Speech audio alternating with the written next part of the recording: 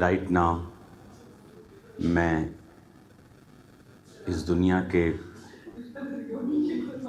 सबसे पवित्र स्थानों में से एक स्थान, वो केव, वो गुफा जहाँ पर प्रभु यीशु मसीह ने अपने दास यूहन्ना को दर्शन दिए थे, मैं उसी गुफा में अभी मौजूद हूँ।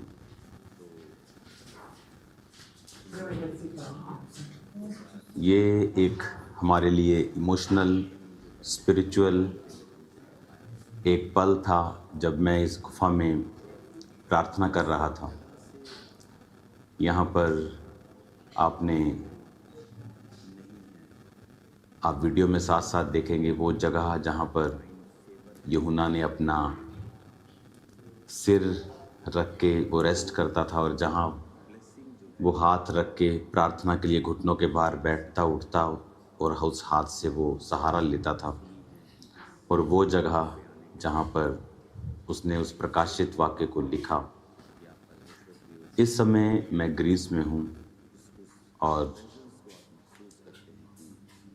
जिस समय यूहन्ना परमेश्वर का संत प्रेरित यूहन्ना जब यहाँ पर आए सन 95 में, आज से 1900 साल पहले, तो वो जब यहाँ आए तो वो इफिसुस की कलीसिया के वो पास्टर थे। वो कलीसिया आज भी है, वो कलीसिया तुर्की में है। मैं इस समय तुर्की के बॉर्डर पर हूँ। ये जगह तुर्की से कुछ ही किलोमीटर की दूरी पे है, और मैं ग्रीस के अंदर हूँ। ये ग्रीस और तुर्की का एक तरह का बॉर्डर है, और वो 7 कलीसियाएं जो प्रकाशित वाक्य में जिनको परमेश्वर ने मैसेज दिया, वो इफिसुस, वो स्मरना, फिलाडेल्फिया, वो सभी 7 चर्चेस जो हम प्रकाशित वाक्य में पढ़ते हैं, रेवलेशन में पढ़ते हैं। जब हम रेवलेशन 1 उसकी 11 में पढ़ते हैं तो उसमें लिखा, जो कुछ तू देखता है उसे पुस्तक में लिखकर 7 कलीसियाओं के पास भेज दे, Ephesus, Smyrna, Pergamum, Thyatira, Sardis, Philadelphia और लौदीकिया को। तो इन 7 कलीसियाओं को अगर आप देखेंगे तो वो यहाँ से कुछ ही किलोमीटर की दूरी पे हैं, और वो तुर्की में पड़ती हैं। और इस मैसेज को देने से पहले परमेश्वर ने मुझसे कहा था कि कलीसिया को बोल कि वो सब बीमारों को आज के दिन, संडे के दिन वहाँ पे इकट्ठा रखें, क्योंकि आज आप अपनी ज़िंदगी के उस मसे को, उस हीलिंग को और उस डिलीवरेंस को आप पा के जाएंगे, और आपकी स्पिरिचुअल लाइफ जो है वो सेम नहीं रहेंगी। मैं उसी गुफा में मौजूद हूँ जहाँ पर परमेश्वर ने अपने दास संत यूहन्ना को दर्शन दिया था। वो मेरे पीछे जो गुफा का स्थान है वो आप वीडियो में साथ साथ देखेंगे, जहाँ पर वो रेस्ट करता था, जहाँ पर वो अपने हाथों से सहारा लेके खड़ा होता था, और जहाँ पर उसने उस प्रकाशित वाक्य को लिखा कि संत यूहन्ना जब तुर्की में प्रीच करते थे, जिसे एशिया माइनर बोला जाता है, तब आप बाइबल में उसे एशिया माइनर के नाम से पढ़ते हैं, जो मॉडर्न डे का, आज का तुर्की है। तो वहाँ की गवर्नमेंट जो थी वो उनसे बहुत इनसिक्योर हो गई थी, क्योंकि उनका प्रभाव जो था वो बहुत बड़ा था। तो उन पर फॉल्स एक्यूजेशन लगाकर उनको मारने की कोशिश की गई, और जब उनको उबलते हुए तेल में डाला गया और वहां उनका बाल भी बांका नहीं हुआ तो वो डर गए, और इस पतमुस नामक टापू पर उन्हें बाकी कैदियों के साथ, क्योंकि यहाँ पर छोड़ दिया जाता था, ये बहुत दूर है। आज मैं एक शिप के सहारे से यहाँ पहुँचा हूँ और मैंने जो पहले आपको वचन दिया समोस से, जहाँ पर पौलुस अपनी तीसरी मिशनरी यात्रा के दौरान रुके थे,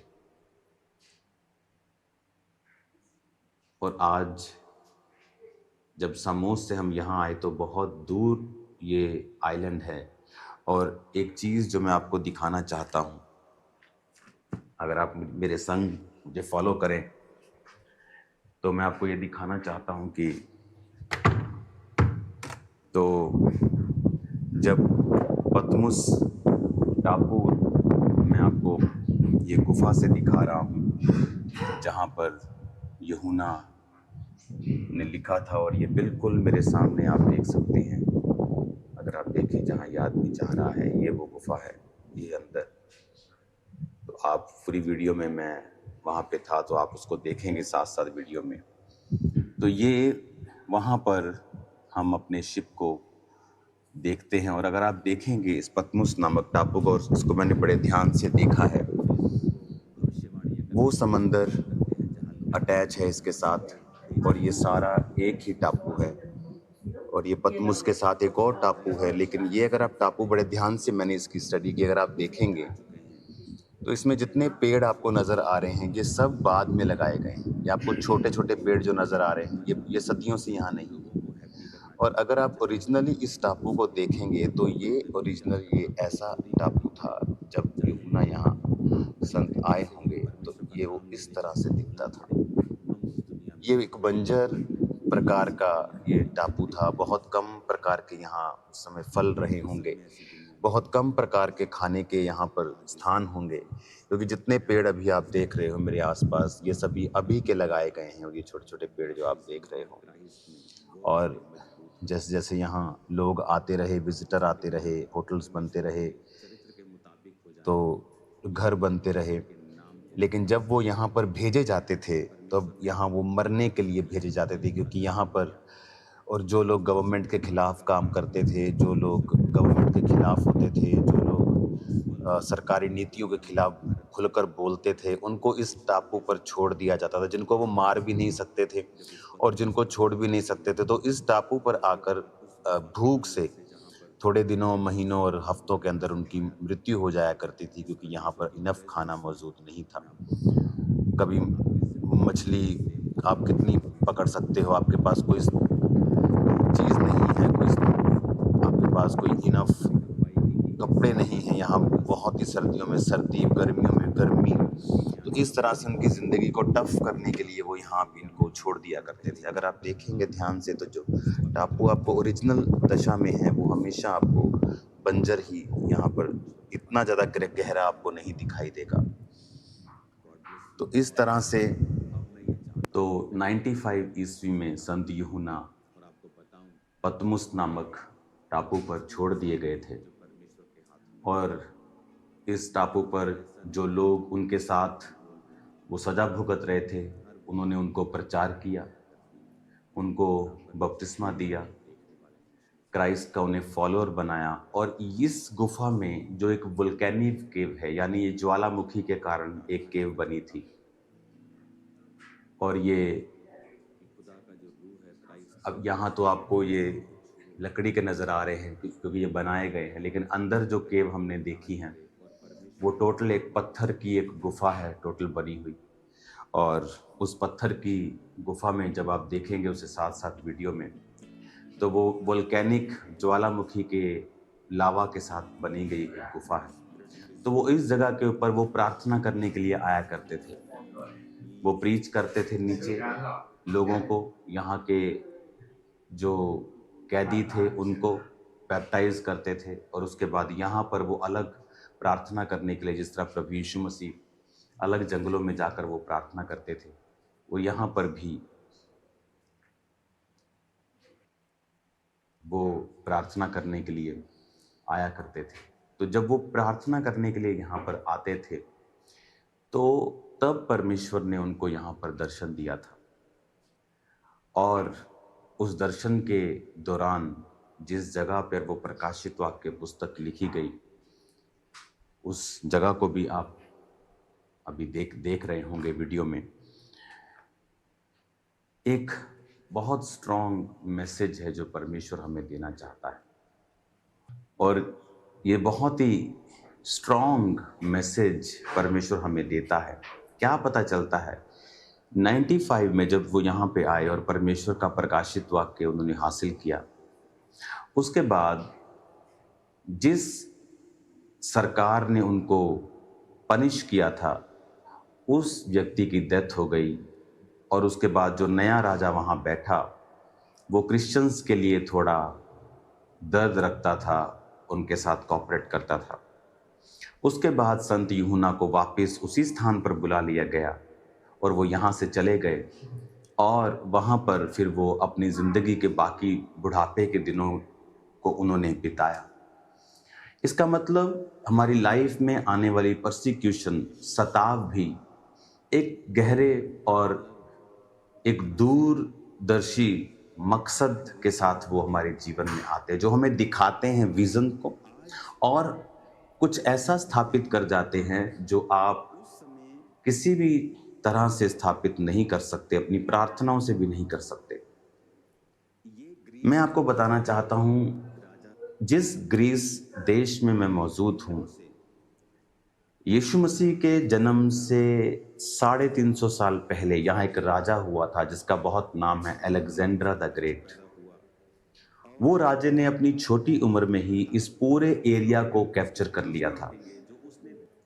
उसने अपनी छोटी उम्र में ही, अगर मैं आपको उसके एरियाज को बताऊं कि कौन कौन से एरियाज थे जो अलेक्जेंड्रा ने कैप्चर कर लिए थे, क्योंकि आप बोलोगे आप इतिहास क्यों पढ़ा रहे हैं, क्योंकि उसका एक गहरा मकसद है मेरे पास आपको बताने का। इस ग्रीस में अलेक्जेंड्रा जो राजा था उसकी ताजपोशी की गई थी, इसी ग्रीस में जहां मैं आपके साथ बात कर रहा हूं। पतमुस भी उसी ग्रीस का आज एक हिस्सा है। उस समय ये अलग तरह से अलग टेरिटरीज के अधीन था। तो जब आज आप देखते हैं, उस समय ये ग्रीक राजा, ग्रीक किंगडम से अलेक्जेंड्रा पैदा हुआ, और अलेक्जेंड्रा ने पैदा मतलब कि उसका राज्य पैदा हुआ। और अगर आप उसके देश देखेंगे, जो उसने देश कैप्चर किए बहुत ही छोटी उम्र में, और वो कभी हारा नहीं। वो बीमार होके मरा था, कोई बोलते उसको पॉइजन दिया या कुछ भी दिया, लेकिन वो हारा नहीं। मैकेडोनिया से लेके Greece, Bulgaria, Albania, Egypt, Turkey, Syria, Israel, Palestine, Jordan, Lebanon, Iraq, Kuwait, Iran, Afghanistan, Pakistan, Bharat के कुछ हिस्से, Turkmenistan, Uzbekistan, Tajikistan, west to east अगर आप देखेंगे तो वो 4800 किलोमीटर लंबा, और दुनिया का 7वां अगर आज हम देखेंगे तो वो सबसे बड़ा राज्य था बाय लैंड। लेकिन उस समय इन देशों को वो जीत कर, और उसने ग्रीस की ग्रीक भाषा जो आज यहाँ बोली जाती है, उस भाषा को उसने इंटरनेशनली स्थापित कर दिया था कि यही भाषा यहाँ पर सब व्यक्तियों के द्वारा बोली जाएगी।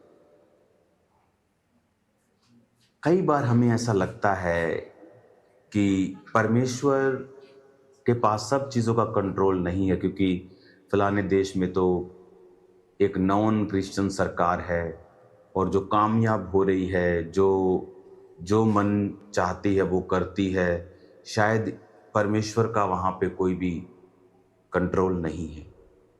पर आप देखो, जब अलेक्जेंड्रा सब राज्यों, देशों के ऊपर कब्जा कर रहा था और अपने राज्य को फैला रहा था, और ग्रीक भाषा को उसने स्ट्रांगली लागू कर दिया, और देखो उसको नहीं पता था, क्योंकि वो तैयारी हो रही थी मसीह के आने की, कि जब मसीह आएगा तो अगर मसीह की भाषा, अगर वो जिस देश में था, अगर थोड़े से ही भाषा उस देश में थोड़े से लोगों को ही मालूम होती, तो सुसमाचार को फैलाना बहुत ही मुश्किल था। आज की इंटरनेट की वो दुनिया नहीं थी, प्रिंटिंग प्रेस की दुनिया नहीं थी, लोग लिख कर भेजते थे। तो उस समय परमेश्वर ने पहले ये अलाउ किया कि वो राजा ग्रीक भाषा को पूरे राज्य में, और उसके राज्य को बड़ा किया, और उसके 300 साल बाद जीसस क्राइस्ट का जन्म हुआ और यूनानी भाषा में नया नियम लिखा गया, क्योंकि यूनानी भाषा अब इन सब देशों में बोली जाती थी और उसका बड़ा प्रभाव था, और वो एक इंटरनेशनल तब लैंग्वेज थी। तो इसीलिए परमेश्वर का जो सुसमाचार है, जो क्राइस्ट की गॉस्पल है, वो इसीलिए वहां पर फैल सका और बहुत तेजी के साथ वो फैला। हालेलुया। तारीफ करो, जितनी हाथों में ताकत है, जितनी हाथों में ताकत है। हालेलुया। कई बार आपको लगता है कि ये लोग ऐसा कर रहे हैं, ये अन्य जाति लोग ऐसा कर रहे हैं, लेकिन मैं आपको बता रहा हूं, ये क्राइस्ट के उसके प्लान से, उसकी योजना से बाहर नहीं है।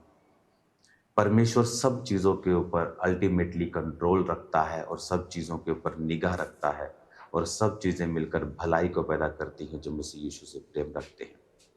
आज से मैं बहुत जल्द आपके बीच में हूँगा। आज और कल मैं यहाँ पे हूँ, उसके बाद मैं चला जाऊँगा वापस। तो मैं ही आपको बोलना चाहता हूँ, आज से आप इस पवित्र भूमि से, जब मैं आपको ब्लेस कर रहा हूँ, प्रार्थना कर रहा हूँ, आप 31 डेज के सब कलीसिया, अगर आपको कोई दिक्कत भी है तो भी आप ये रोजे रखेंगे। आप 31 डेज के लिए रोजे रख के आप परमेश्वर की बेदारी को, परमेश्वर की सुरक्षा को, डिवाइन प्रोटेक्शन को और उसकी ग्लोरी को, कि खामबरा चर्च से, परमेश्वर के दास के जीवन से परमेश्वर की ग्लोरी फैले और खुदावंद की बेदारी हो और सुरक्षा परमेश्वर की हो। आप ये मेरे लिए प्रार्थना करेंगे अगले 31 दिन, और चर्च की बेदारी के लिए, लोगों की बेदारी के लिए, भारत की